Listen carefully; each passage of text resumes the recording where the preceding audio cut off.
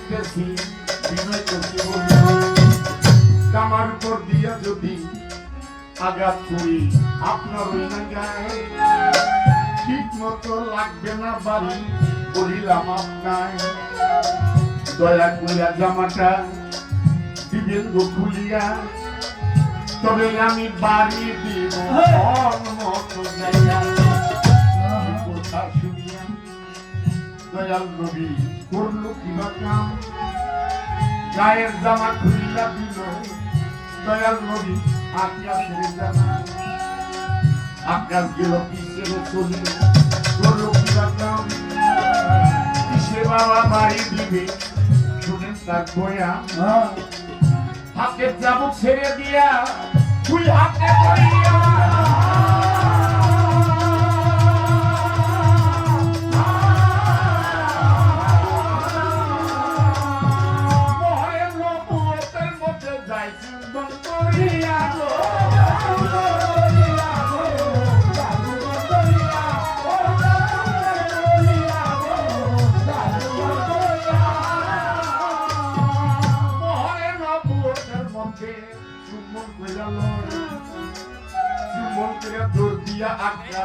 আপনি আমার দয়াল নবী পায়ে পড়ে ক্ষমা করে দেন আমারে দয়াল নবী পায়ে পড়ে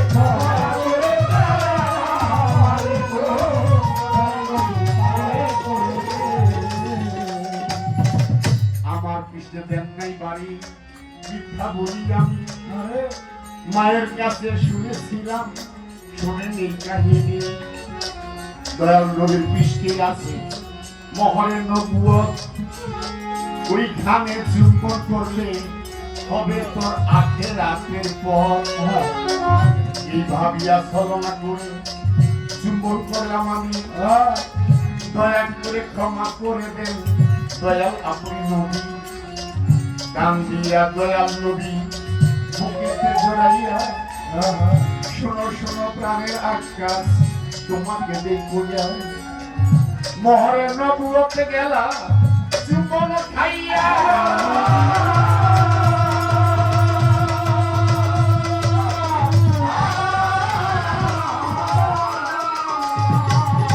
সত্য পিলিপিনা হিসাবে বেসতে যাবে লইয়া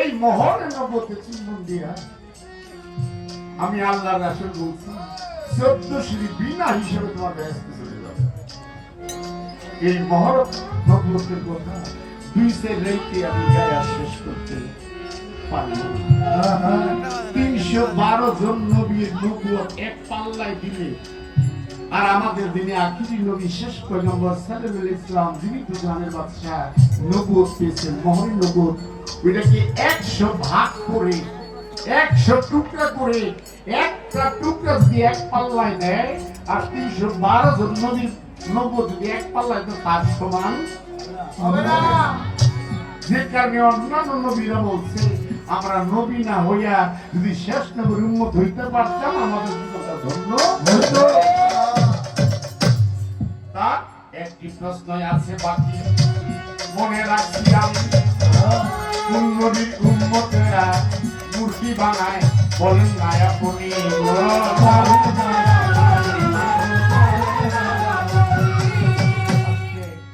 তার একটা প্রশ্ন বাকি আছে কোন নবীর উম্মতেরা এই কাবা ঘরের মূর্তি বানাইছে কি রাখছে না কথা আচ্ছা এটার জবাব দেওয়ার আগে আরেকটা কথা বলি আলিয়া বেগম থেকে এলো মেয়েদের সম্মান কি বাড়লো না কমলো এখন তো একজনে কইছে সম্মান বাড়ছে ও মা এই বেটাতে কয়টা দেশ কি দিল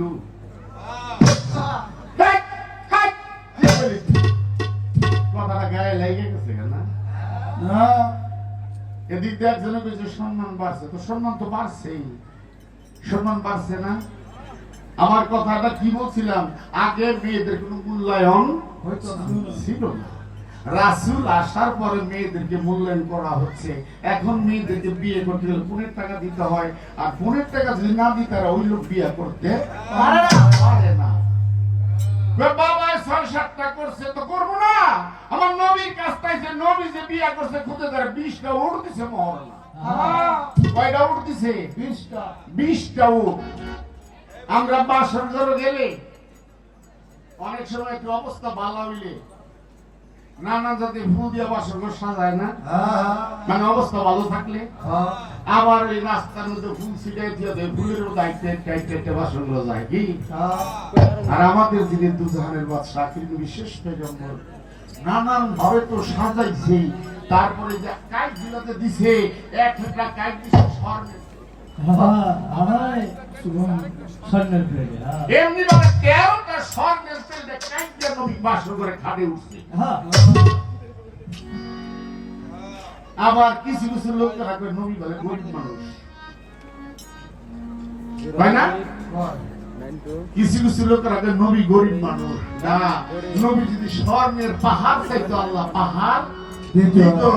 নবী পৃথিবীর কোন সম্পদ চায় নাই, নবী একটাই চাইছে ইয়মতি ইয়মতি ইয়মতি।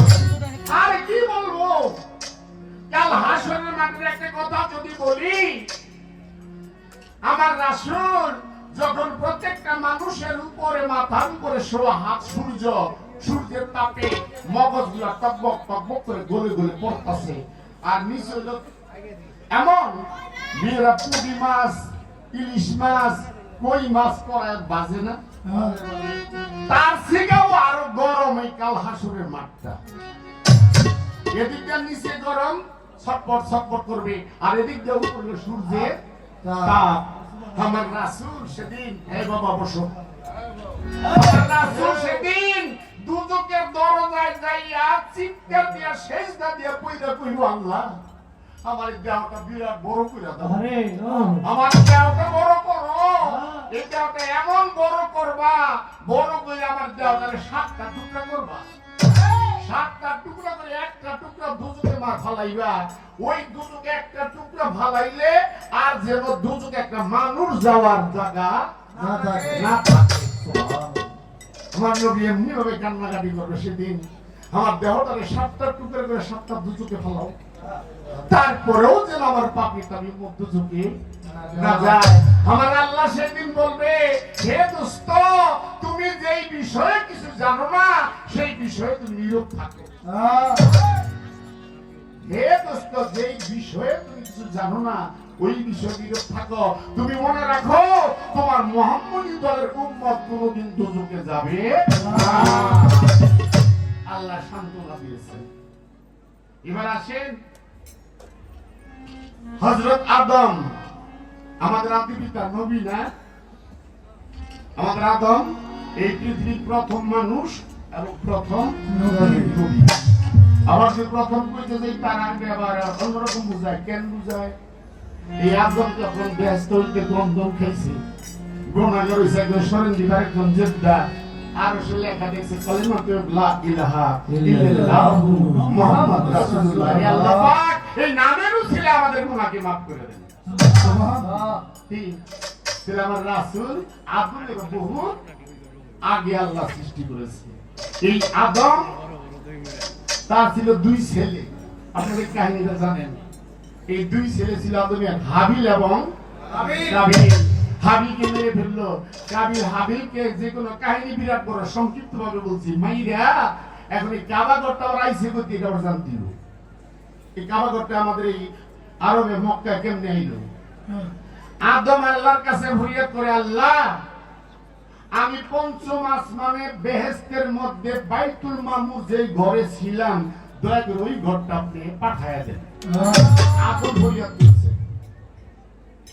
কারণ আদম পঞ্চম আসমানে বেহেশতে যে ঘরে ছিল সেটার নাম হলো বাইতুল মামুর। কেন আল্লাহ দিকে তারা মাফ করে দিছে, দুজনকে মাফ করে দিছে। যে আরফাতের ময়দান গেছি তো, দেখছি তো, এই আরফাতের ময়দানে যে আল্লাহ মাফ করছে, ওই পাহাড়টা দেখলাম, দেখার আল্লাহ ক্ষমতা দিছে, দেখছি। এখন যে আল্লাহ আমাদের মাফ করে দেন। মুহাম্মদের উসিলায় তাদের সমস্ত গুনাহ মাফ করে দিলেন। সাথে সাথে দেখে হাওয়া বাম পাশে দাঁড়ানো, যেটাকে বলা হয় আরফাতের ময়দান, মিলনের স্থান। বাংলায় হলো মিলনের স্থান।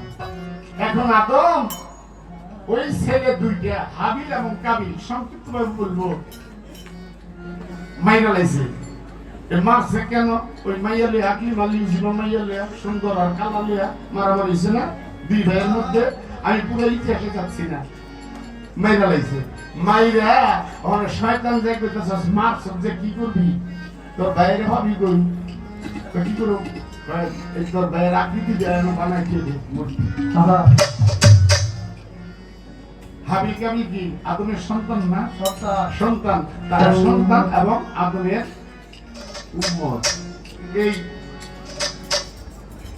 দুই ভাইয়ে এক ভাই মারছে আর এক ভাই বানাই দিয়ে দিছে। আসেন, নবী মক্কায় আসছিল না প্রথম? খেয়াল করে, নবী মক্কায় আসছিল না? ছিল। একটা মূর্তিতে নবী হাত দিতে পারছে? যারা ইতিহাস পড়ছেন খেয়াল করবেন, মক্কায় যখন নবী ছিল একটা মূর্তিতে নবী হাত দেওয়ার সাহস পাই নাই। বরঞ্চ নবী অত্যাচার করে তারা ঠিক থাকতে দেয় নাই। নবী অত্যাচারে ব্যস্ত হয়ে রাত্রে বেলায়, যেটাকে বলি হিজরত, ওই হিজরতের বাংলা হলো পলায়ন করা। নবী রাত্রে বেলা পলায় গেল মদিনায়। আমরা কি করি? হিজরত। নবী জান বাঁচানোর জন্য সেই দিন রাত্রে আলীকে রাইখা পলায়া মদিনায় গেছে। মদিনাতে দল গঠন কইরা তারপরে শক্তি লইয়া তারপরে নবী আবার মক্কায় এসে। মক্কায় আয়া এইবার নবী কি করছে? এই কাবা ঘরের মূর্তিরা সব ভাঙছে। কি আর আগে কি নবী মক্কায় ছিল না? ওই একটা মূর্তি ভাঙতে সাহস পাইছে? পায় নাই। মদিনায় যাইয়া দল গঠন কইরা আয়া তারপরে আলীরে লইয়া বাইরে বাইরে বাইরে বাইরে একটা করে মূর্তি নবী ভাঙছে। এবার আসেন, নবী যখন কাবা ঘরে মক্কায় ছিল তখন ভাঙলো না কেন? গ্রাম্য একটা সালিশ, সালিশটা কি? যেই মাতবরে একটা রায় দিব, মনে করেন এই পক্ষের এক মাতবর, এই পক্ষের এক মাতবর, এই মাতবরে যখন রায় দিব, ওই মাতবরের পক্ষে যদি দল বেশিতে হাও নিজেদের রায় দিছে এই কারেক্ট, ওইটি মানে ভাত শুনে। আর এই মাতবরের সাপোর্ট কম, ওইটার মানে না। তার মানে মেন কথা হলো বিচার মানি, কিন্তু শক্তির কাছে কোনো বিচার চলে না। শক্তির কাছে বিচার চলে না। নবী তখন ওই দল গঠন করতে পারে নাই, শক্তি পায় নাই। মদিনায় যে শক্তি অর্জন করে দল গঠন করে তারপরে যে এই মক্কার কাবার মূর্তিগুলো ভেঙেছেন, তার আগে ভাঙতে পারেন না। আদমের কাছ থেকে হাবিল কাবিল, কাবিলের কাছ থেকে এই মূর্তিগুলো বানানো হচ্ছে। আশা করি এই জন্য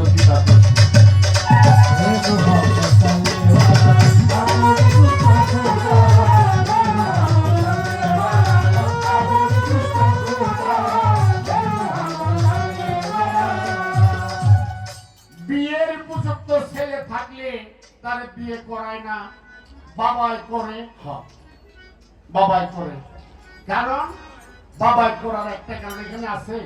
আজকে বিয়ে করলেন, বিয়ে করে দেখা গেছে সেখানে আপনি মহারানা দিতে পারলেন না, মহারানা দিতে পারলেন না। আমার নবী যে জায়গায় 20টা উট মহারানা দিছে, আপনি পারলেন না। আরবের লোকেরা ওই নবীর আদর্শটা এখনো ধরে রাখছে। নবীর আদর্শ তারা এখনো ধরে রাখছে। মোহর দিতে পারলে দেখি বিয়ে করতে পারবা, আর মোহর না দিতে পারলে তুমি বিয়ে করতে পারবো না, তোমার জন্য বিয়ে জায়েজ না। এটা বিচার কি? নবীর আদর্শকে আরবের লোকেরা এখনো ধরিয়া রাখছে, কিন্তু সব লোক না। কিছু কিছু লোক আবার তার আরবের এলো, কিছু কিছু লোক আবার আমরা সুন্নি বিরোধিতা আছে। কিছু কিছু লোক আমরা সুন্নি দলের আবার বিরোধিতাও আছে। এক মাওলানা আছে, বিরাট বড় নাম কমনা। আমি কালকে ফেসবুকে দেখছি, আর আগেও দেখছি, আপনারা দেখছেন কিনা জানি না। কয় লা ইলাহা ইল্লাল্লাহু মুহাম্মাদুর রাসূলুল্লাহ কোন দেব? আপনারা পাইছেন কিনা নাম কোন মৌলানা নাম জানি আরে বিরাট বড় মৌলানা একটা টাইটেল পাস করে বাইরে থেকে ডিগ্রি লইছে লা ইলাহা ইল্লাল্লাহ তারপরে কি বলি মুহাম্মাদুর রাসূলুল্লাহ লা ইলাহা কোন দিব যেটা লাগে মুহাম্মাদুর রাসূলুল্লাহ কোন যাইব না এটা আমার বানানো কথা না সে মৌলানা এর আছে কত বড় মৌলানা হেরাই জানে আর আল্লাহ জানে হ্যাঁ যারা ডিগ্রি দেয় এটা ইহুদিকে ডিগ্রি দেওয়া এই ডিগ্রি ইহুদি তো দেওয়া আর ইহুদিরা আঙ্গ মাওলানা গো টাকা খাওয়াইতে খাওয়াইতে বস্তা দিয়ে টাকা দিতেছে আর ওই শালারা খেলা ধর্মটা খাইতেছে উচিত কথা তো মানে মাওলানা ফারুক জমাই করে নিছে ঠিক উচিত কথা তো আপনি মাওলানা ফারুক দিয়ে জমাই করে নিছে বাবা জানি অনেক সময় কই না বলার একটা কারণ মাওলানা ফারুক দিয়ে জমাই করছে আর মনির জন্য ঠন ঠন কি খারাপ কইলাম এই কারণে জানি কিন্তু কই না দে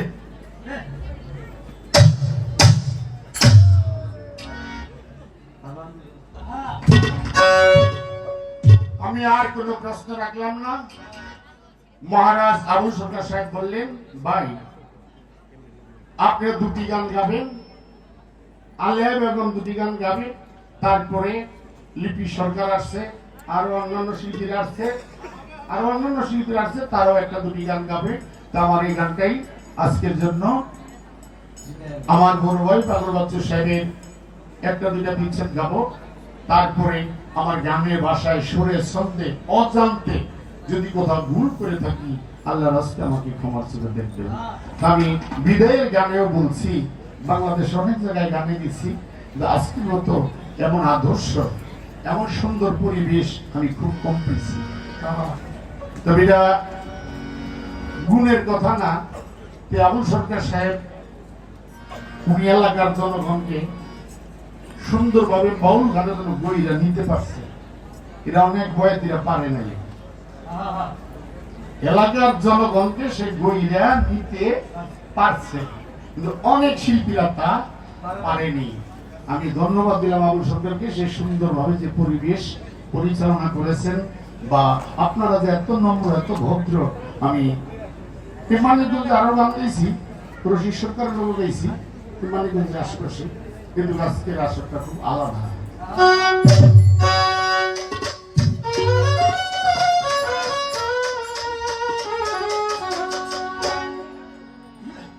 আমি দুটি গান গেয়ে বিদায় নিব একটি গান গাবো আমার বড় ভাই পাগল বাচ্চু সাহেবের লেখা আর সামনে যদি সময় থাকে আমার বড় ভাই পাগল বাচ্চু সাহেবের সুযোগ্য সন্তান